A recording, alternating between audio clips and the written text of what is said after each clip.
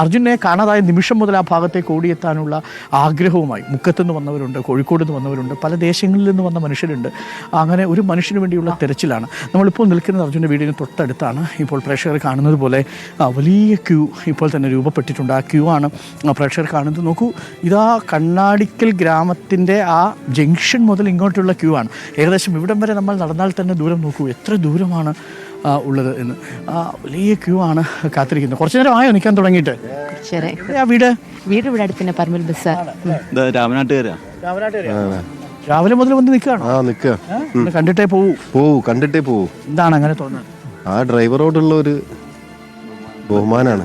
പറമ്പിൽ ബസാർ കണ്ടിട്ടുണ്ടോ അർജുനെ? ഇല്ല. ഇത്രയും കുറച്ചു നേരം ആയില്ലേ കാത്തിരിപ്പ് തുടങ്ങിയിട്ട്? എന്താ ഇത്ര കാത്തിരിക്കാൻ? കാണണം അല്ലേ? നരിക്കുനിയാണ്. കണ്ടിട്ടില്ലല്ലോ അർജുനെ? നേരത്തെ കണ്ടിട്ടുണ്ടോ? അവിടെ വേറെ ചെറിയ ബന്ധമുണ്ട്. ഓക്കെ, ചേച്ചി എവിടെയാണോ വീട്?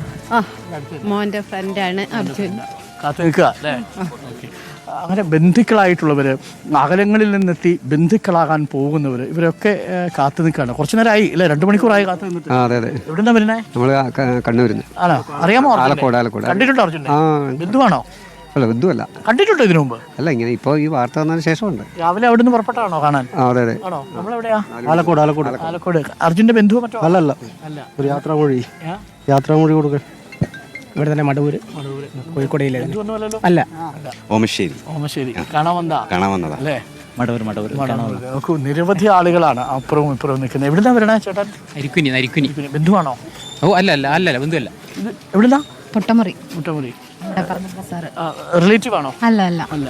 ഇന്നലെ ഒന്ന് കാണണം ഇപ്പൊ മനസ്സുകൊണ്ട്. ആണോ മോളെ? ഇന്ന് സ്കൂളിലായിരുന്നോ? ഇല്ല. ഇന്ന് അവൻ അർജുനെ കാണാൻ തന്നെ വന്നാ?